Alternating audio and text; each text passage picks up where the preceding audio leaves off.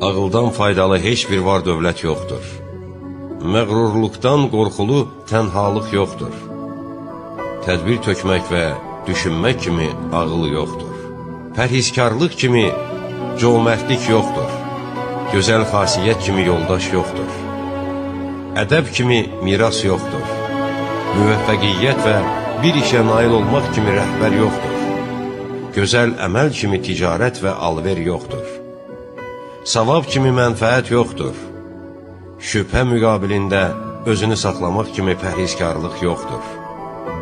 Harama rəğbətsizlik kimi zahidlik yoxdur. Təfəkkür və uzaqgörənlik kimi elm yoxdur. Vacibatı yerinə yetirmək kimi ibadət yoxdur. Həya və səbir kimi iman yoxdur.